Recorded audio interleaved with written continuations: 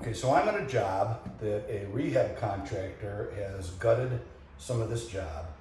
They've left some of the plaster on the walls, and their first attempt was to pre-fill some of the bad gaps in these walls. And so we have this joint. Now, they did their best, they're trying hard, and they did pre-fill some things. But as you can see, if we can get a close-up, you can see some of it's really rough. There's cracks there, and after we paint this job, we don't want all of that to happen again. We want to add stability to these joints and flatten that wall. So the first thing I'm going to do is I'm going to scrape. I'm going to get all of the rough edges off of that. And all the way down to the floor is where it goes.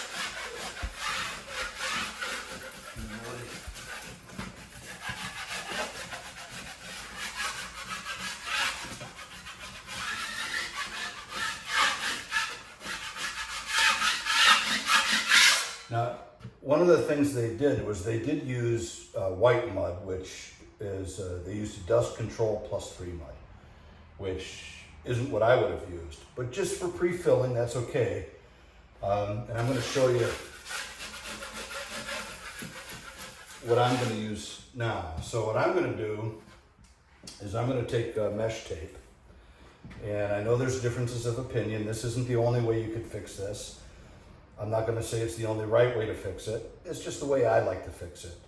Because mesh tape and hot mud, or DRYWALL, Quickset mud, is going to dry really, really hard here on this joint. So that's what I'm going to do. So I'm going to, now that I scraped it off, we're going to clean off the end, and I'm going to put some of this on this joint. It may not stick because it's self-adhesive. I may have to put some mud on, but it looks like it's going to do okay for me. Okay, so I'm going to go all the way down, and I'm going to put multiple layers of it here because we just have a compromised wall here with a lot of cracks in it.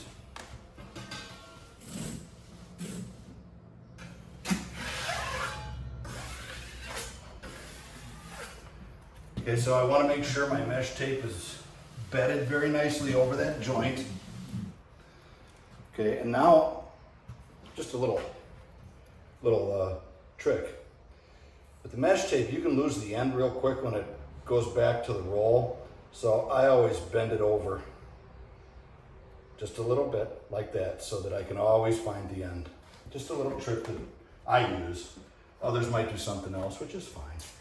So I just want to spread my mud. I'm just using a 6-inch knife because this is basically just a taping process, right? Okay, so we're going to spread it and bed that mesh tape into the wall. And it will bond and it will become very hard. And it'll give us the joint that we want. Okay.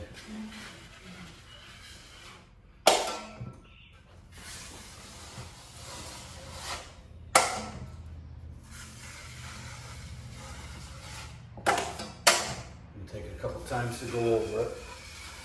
But again, I'm wiping most of this mud off because I'm just interested in stabilizing the joint and putting that mesh tape, getting it bedded into there.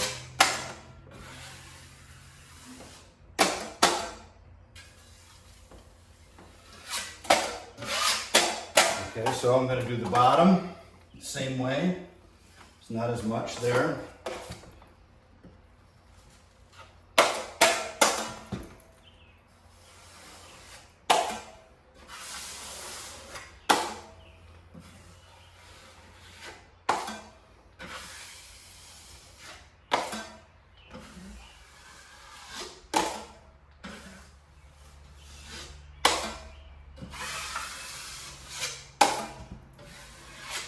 Okay, so now this video wasn't so much to instruct you as to how to spread the mud, feather the mud, as it was just to show you the technique that I use on a bad joint like that. So I used top mud, it was DRYWALL 90. I use 2 runs of mesh tape.